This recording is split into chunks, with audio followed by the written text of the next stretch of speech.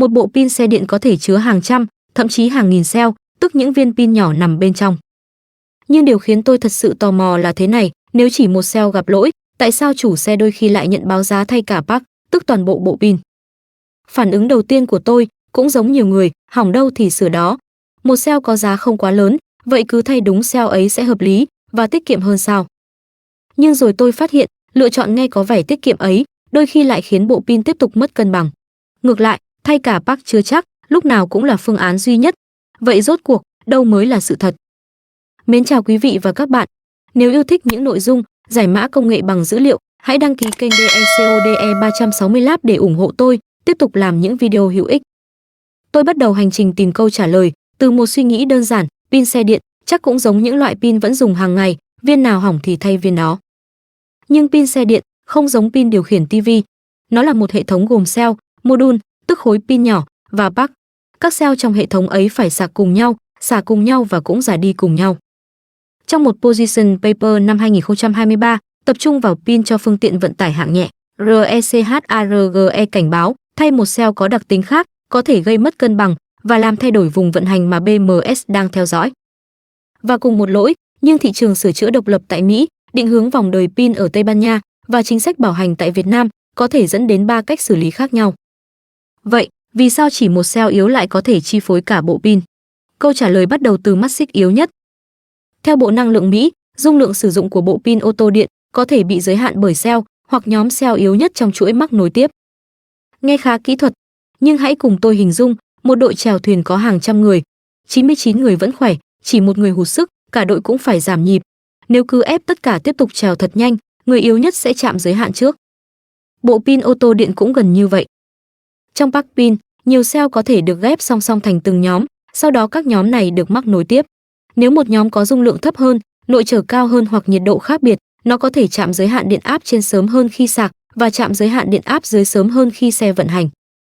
Lúc ấy, BMS có thể hạn chế công suất hoặc ngắt quá trình sạc, xả để bảo vệ hệ thống.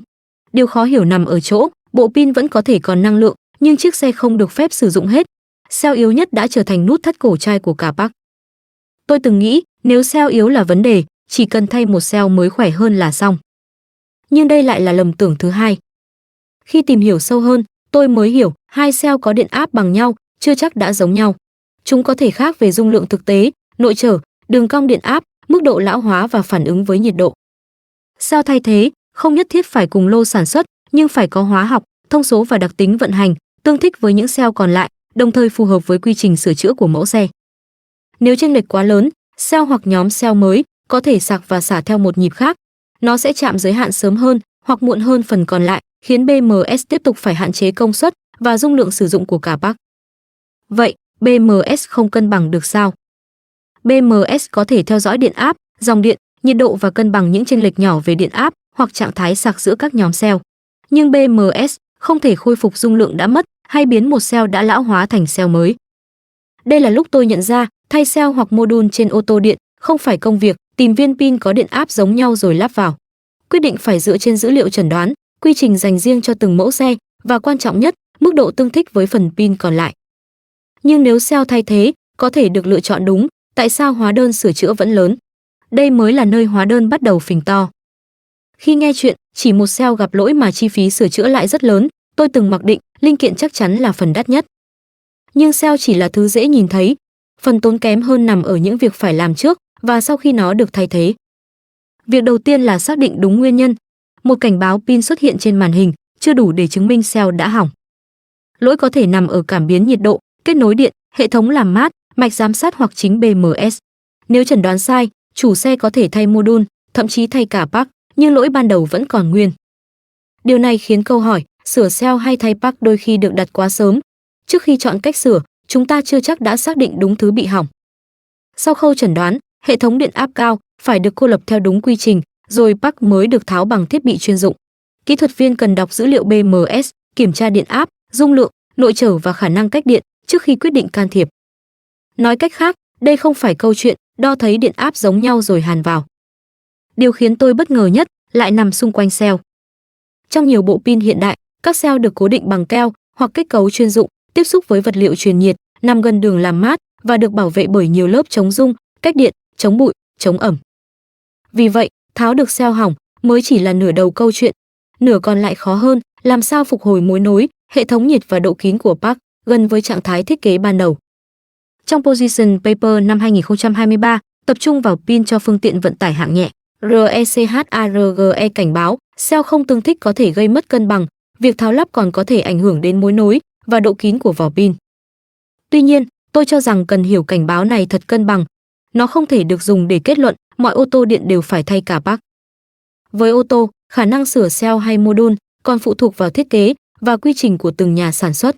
Có mẫu xe hỗ trợ thay module, cũng có thiết kế tích hợp sâu khiến việc sửa chữa phức tạp hơn nhiều. Các tiêu chuẩn SAEG 2464 và SAEG 2929 cũng cho thấy hệ thống pin ô tô điện phải được xem xét trước những điều kiện bất thường về điện, nhiệt và cơ học. Nhưng điều quan trọng là sau can thiệp, khả năng cách điện, độ kín, hệ thống quản lý nhiệt và dữ liệu BMS đều phải được kiểm tra lại. Đây cũng là lý do tôi không tin vào những lời khẳng định như thay module luôn giúp tiết kiệm từ 60 đến 80%. Chi phí thực tế còn phụ thuộc vào mẫu xe, cấu trúc Park, nguồn linh kiện, giá nhân công và điều kiện bảo hành. Đến đây, bức tranh đã rõ hơn, người dùng không chỉ trả tiền cho seo hỏng, họ còn trả cho chẩn đoán, tháo lắp, phục hồi kết cấu, kiểm tra an toàn và trách nhiệm sau sửa chữa. Một báo giá rẻ bất thường có thể chưa bao gồm đầy đủ những công việc ấy, nhưng một báo giá cao cũng cần được giải thích bằng kết quả chẩn đoán rõ ràng.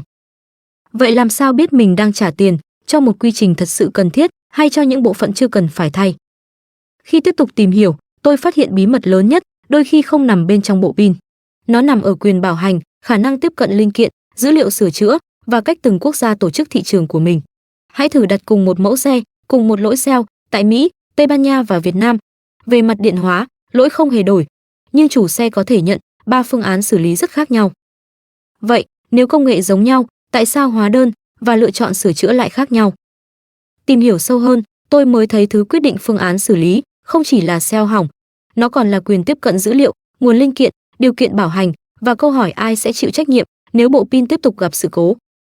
Tại Mỹ, thị trường sửa chữa độc lập tạo cho chủ xe nhiều lựa chọn hơn ngoài trung tâm chính hãng. Một số cơ sở chuyên về xe điện có thể chẩn đoán, phục hồi hoặc thay module thay vì thay cả Park. Nhưng có nhiều lựa chọn hơn, không đồng nghĩa gara nào cũng có thể sửa mọi mẫu xe. Họ có thể không truy cập được đầy đủ phần mềm, mã lỗi và tài liệu của từng hãng. Khi đọc báo cáo Nixing The Fix của Ủy ban Thương mại Liên bang Mỹ về các hạn chế sửa chữa nói chung, trong đó có lĩnh vực ô tô, tôi mới thấy hạn chế về linh kiện, công cụ, phần mềm và thông tin có thể làm giảm lựa chọn sửa chữa của người dùng. Tuy nhiên, tôi cũng không cho rằng mọi giới hạn đều có thể quy thành việc nhà sản xuất ép khách hàng trả tiền. Với hệ thống điện áp cao, một phần kiểm soát còn liên quan đến an toàn và trách nhiệm pháp lý. Vấn đề đáng nói là giới hạn nào thật sự cần thiết cho an toàn và giới hạn nào khiến người dùng mất đi một phương án sửa chữa hợp lý. Tại Tây Ban Nha, câu chuyện lại chịu ảnh hưởng trực tiếp từ quy định pin của Liên minh châu Âu 2023/1542. Ở đây, pin được nhìn theo cả vòng đời, từ sản xuất, sử dụng đến thu gom, tái sử dụng và tái chế.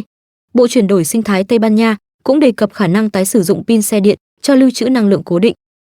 Điều này không có nghĩa một Park cũ cứ tháo khỏi xe là có thể lập tức đem đi lưu trữ điện. Park vẫn phải được đánh giá tình trạng, độ an toàn và chi phí chuyển đổi. Một chi tiết khác, tôi thấy thường bị hiểu sai là UL3 8.3. Đây chủ yếu là hệ thống thử nghiệm, phục vụ vận chuyển pin lithium, không phải lệnh cấm các cơ sở tại Tây Ban Nha sửa seo hoặc module. Nói chính xác hơn, UL3 8.3 liên quan đến vấn đề vận chuyển Park sau can thiệp, chứ không phải lệnh cấm hoạt động sửa chữa hay sử dụng xe nói chung. Tại Việt Nam, xe máy điện rất phổ biến, nhưng năng lực sửa và đóng pin giữa các cơ sở không đồng đều. Với ô tô điện, bảo hành chính hãng vẫn đặc biệt quan trọng. VinFast đã dừng cung cấp dịch vụ thuê pin ô tô cho khách hàng mới. Từ ngày 1 tháng 3 năm 2025, những khách hàng đang thuê vẫn có thể tiếp tục theo hợp đồng. Từ ngày 1 tháng 5 năm 2026, VinFast chấm dứt hỗ trợ chương trình chuyển đổi từ thuê pin sang mua pin, người đang trả góp mua pin không bị ảnh hưởng. Vì vậy, lời khuyên cứ thuê pin để chuyển toàn bộ rủi ro cho hãng không còn phù hợp với người mua xe mới. Sau khi đặt 3 thị trường cạnh nhau, tôi nhận ra một điều, câu hỏi kỹ thuật chỉ là một nửa câu chuyện. Nửa còn lại là người dùng có thể tiếp cận ai, linh kiện nào, dữ liệu gì và chế độ bảo hành ra sao. Vậy nếu một ngày cảnh báo pin xuất hiện trên xe của chính mình, chúng ta nên hỏi gì để không bị cuốn vào hai lựa chọn cực đoan, sửa thật rẻ nhưng thiếu kiểm chứng, hoặc thay cả Park mà không biết vì sao. Sau tất cả, tôi rút ra 5 câu hỏi mà bản thân sẽ hỏi trước khi đồng ý sửa hoặc thay bộ pin để không trả tiền oan. Thứ nhất, lỗi thật sự nằm ở đâu? Hãy đề nghị kỹ thuật viên xác định lỗi thuộc cell, module, BMS, cảm biến hay hệ thống làm mát. Một cảnh báo trên màn hình chưa đủ chứng minh cả PAC đã hỏng. Thứ hai, bộ pin của mẫu xe này được hỗ trợ sửa đến cấp nào? Có thiết kế cho phép thay module, nhưng cũng có PAC tích hợp sâu, khiến việc can thiệp ở cấp cell rất phức tạp. Phương án sửa phải dựa trên cấu trúc thực tế của mẫu xe, không thể áp dụng kinh nghiệm của một mẫu xe cho tất cả. Thứ ba, linh kiện thay thế có thật sự tương thích không? Hãy hỏi cell hoặc module thay thế đã được đánh giá dung lượng, nội trở và tình trạng sức khỏe ra sao. Điện áp giống nhau chưa đủ chứng minh chúng có thể vận hành lâu dài cùng phần pin còn lại. Thứ tư, sau sửa chữa, những gì sẽ được kiểm tra lại? Khả năng cách điện, độ kín, nhiệt độ, hệ thống quản lý nhiệt và dữ liệu BMS đều cần được xem xét. Đây là phần giúp phân biệt một lần thay linh kiện với một quy trình phục hồi bộ pin hoàn chỉnh. Thứ năm, việc mở PAC ảnh hưởng thế nào đến bảo hành và ai chịu trách nhiệm sau sửa chữa? Điều kiện bảo hành phải được đọc trước khi cho phép mở PAC, chứ không phải sau khi đã can thiệp xong mới kiểm tra. Tại Mỹ, chủ xe có thể tìm cơ sở độc lập nhưng cần kiểm tra quyền tiếp cận phần mềm và trách nhiệm bảo hành. Tại Tây Ban Nha, sửa chữa và xử lý pin phải phù hợp với khung an toàn và vòng đời của Liên minh châu Âu. Tại Việt Nam, với ô tô còn bảo hành, chủ xe nên ưu tiên kiểm tra điều kiện bảo hành và chẩn đoán tại cơ sở được hãng công nhận, không tự mở PAC điện áp cao tại cơ sở thiếu thiết bị chuyên dụng. Còn quy tắc sạc từ 20 đến 80% thì sao? Theo tôi, nên xem đây là nguyên tắc tham khảo, không phải công thức bắt buộc cho mọi loại pin. Người dùng vẫn nên ưu tiên hướng dẫn sạc dành riêng cho mẫu xe và loại pin của mình. Sau hành trình tìm hiểu này, câu hỏi hỏng một cell có phải thay cả bộ pin không thể trả lời bằng một chữ có hoặc không. Một cell suy yếu chưa chắc khiến toàn bộ PAC mất khả năng sử dụng, nhưng thay riêng cell đó cũng chưa chắc khôi phục được độ bền và mức an toàn ban đầu. Quyết định đúng phải dựa trên thiết kế bộ pin, dữ liệu chẩn đoán, mức độ tương thích của linh kiện, khả năng phục hồi hệ thống nhiệt, điều kiện bảo hành và trách nhiệm của đơn vị sửa chữa. Từ Mỹ, Tây Ban Nha đến Việt Nam, công nghệ pin vẫn tuân theo cùng quy luật điện hóa, nhưng phương án xử lý có thể khác nhau vì thị trường sửa chữa, chính sách và khả năng tiếp cận linh kiện không giống nhau. Với tôi, điều đáng nhớ nhất là đừng vội tin vào hai kết luận cực đoan. Hỏng đâu thay đó nghe rất hợp lý, nhưng có thể bỏ qua tính tương thích của cả hệ thống. Hỏng một cell phải thay cả PAC nghe rất an toàn, nhưng cũng cần được chứng minh bằng dữ liệu chẩn đoán và thiết kế thực tế của mẫu xe. Hiểu đúng những điều ấy chính là cách chúng ta bảo vệ chiếc xe, sự an toàn và túi tiền của mình. Và câu chuyện này còn gợi cho tôi một bài học rộng hơn. Trong cuộc sống, một triệu chứng nhỏ chưa chắc chỉ có một nguyên nhân nhỏ, nhưng cũng không có nghĩa chúng ta phải thay bỏ toàn bộ hệ thống. Khi gặp vấn đề trong công việc, tài chính hay các mối quan hệ hàng ngày, điều nên làm vẫn là bình tĩnh xác định nguyên nhân, kiểm tra dữ liệu, so sánh phương án và hỏi rõ hậu quả lâu dài.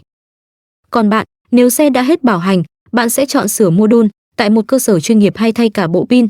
Hãy để lại câu trả lời dưới phần bình luận để mọi người cùng tham khảo nhé. Mời quý vị và các bạn xem thêm video IP67 có thật sự bảo vệ được pin xe điện. Và đừng quên đăng ký DECODE 360 Lab để ủng hộ tôi có thêm động lực làm những video hữu ích tiếp theo. Cảm ơn và hẹn gặp lại.